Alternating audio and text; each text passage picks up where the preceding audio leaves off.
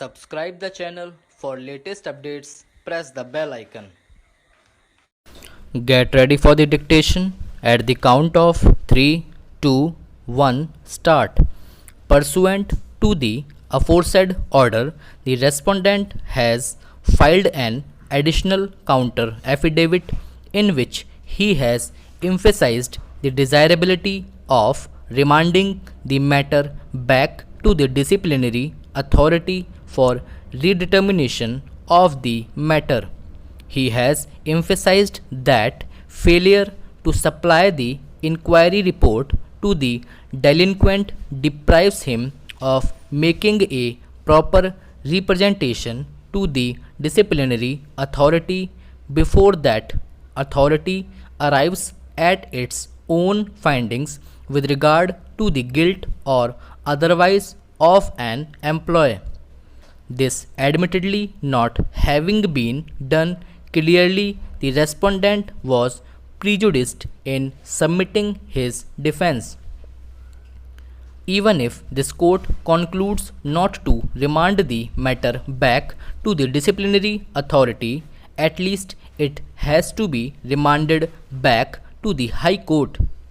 He has stated that a number of points were raised before the High Court which have not been considered on merits, as the High Court decided the writ petition only on the ground of non-furnishing of the inquiry report.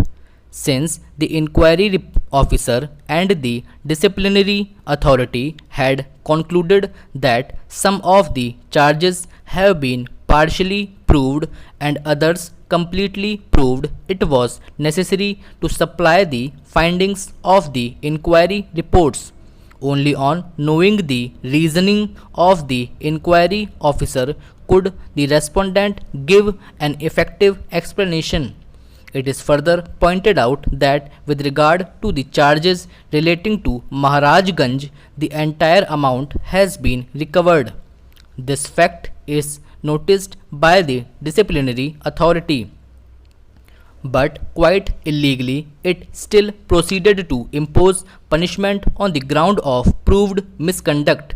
Since the disciplinary authority arrives at the decision on the basis of charges which were partially completely proved, it was not possible to defend during personal hearings.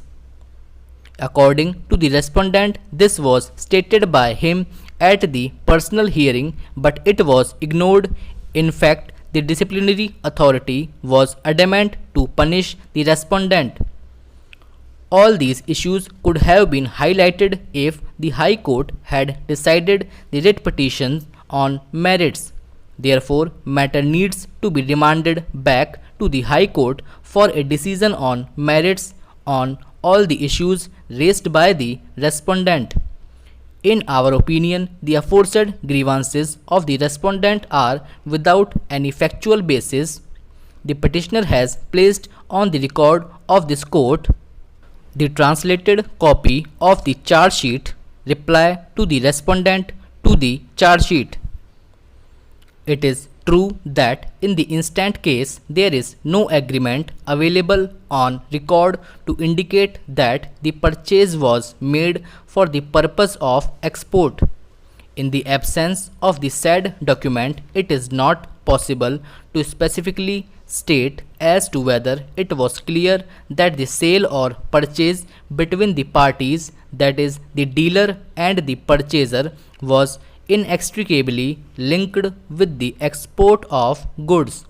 It is only when a claim is established the claim under section 5 subclause 3 of the CST Act would be justified. At the time of auction sale, when the appellant purchased the tea from the dealer, there is nothing on record to show that a definite stand was taken by the purchaser that the purchase of tea was for the purpose of occasioning an export for which an agreement has been entered into. Since no such claim was made at that stage, sales tax was realized which was paid to the government by the dealer. Stop.